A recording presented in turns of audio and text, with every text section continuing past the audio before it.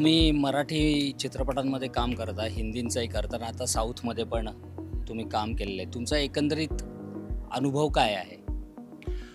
अनुभव म्हणजे मला असं वाटतं की ज्या क्षेत्रामध्ये मी आहे तिथं जेवढं काम कराल तेवढं तुम्ही नवीन नवीन गोष्टी शिकत जाता. सुरुवात माझी प्रायोगिक रंगभूमीपासून झाली पुण्यामधनंच.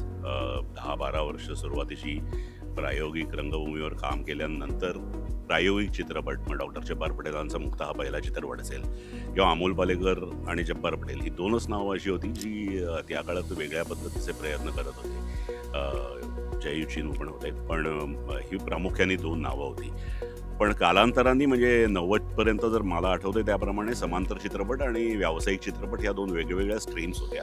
पण मला आठवते त्याप्रमाणे हैदराबाद ब्लूजसारखी नागेश कुमारची फिल्म असेल आणि नंतर मी ज्याच्याबरोबर काम केलं मधुर भांडारकर याच्या फिल्म्स असतील की ज्या तद्दन व्यावसायिक चित्रपट नव्हते, एक वेगळे प्रयत्न होते, पण त्यालासुद्धा उत्तम व्यावसायिक यश मिळत गेलं. आणि कालांतराने ती एक दोन ज्या स्ट्रीम्स वेगवेगळ्या होत्या त्या कधी मर्ज झाल्या कळलं नाही.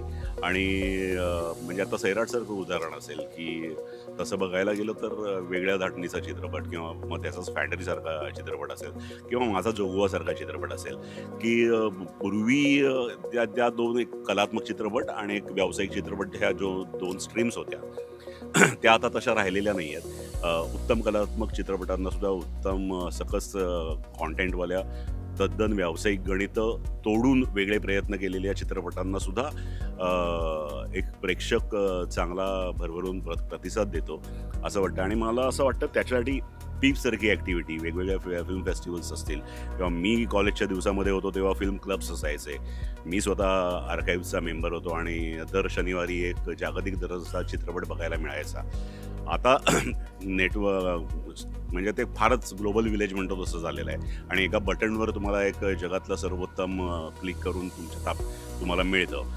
पण तेव्हा त्या जाणीवपूर्वक अशा ॲक्टिव्हिटीज राबवल्या गेलेल्या आहेत किंवा मला पीपचं पण वेगळेपण किंवा महत्त्व अशा अर्थाने वाटतं की अशा पद्धतीचा एक सुज्ञ प्रेक्षक वर्ग तयार करणं हे काम मला वाटतं अशा पद्धतीच्या फिल्म ॲक्टिव्हिटीमधनं आणि फिल्म फेस्टिवल्समधनं होतं.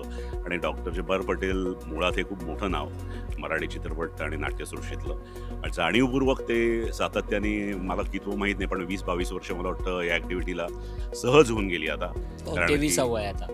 कारण की माझी पहिली फिल्म पीपमध्ये खूप उत्तम रिसीव्ह झाली होती ती म्हणजे मधुर भांडारकरची पेस्ट्री. बिफोर रिलीज त्याचं स्क्रीनिंग आम्ही पीफला केलं होतं आणि साधारण त्या स्क्रीनिंगवरनं एक काय पद्धतीत ती फिल्म रिसीव्ह होऊ शकते याचा अंदाज आला होता. त्यामुळे पीफशी वेगळं कनेक्शन आहे. जोगवाचा पहिला शो इकडे झालेला होता, त्यामुळे पीफशी एक असोसिएशन वेगळं आहे, इमोशनल कनेक्ट आहे. आणि सातत्यानं इतकी वर्ष ही ॲक्टिव्हिटी चालवली जाते, त्यामुळे त्या सगळ्या मंडळींचं कौतुक करावं तेवढं थोडं आहे. आणीबाणी चित्रपटामध्ये तुम्ही काम केलेलं आहे आणि आता तो प्रदर्शित पण होतोय, पीफमध्ये दाखवला जातोय, तर त्याविषयी काय सांगाल? आणीबाणी एक वेगळा प्रयत्न आहे.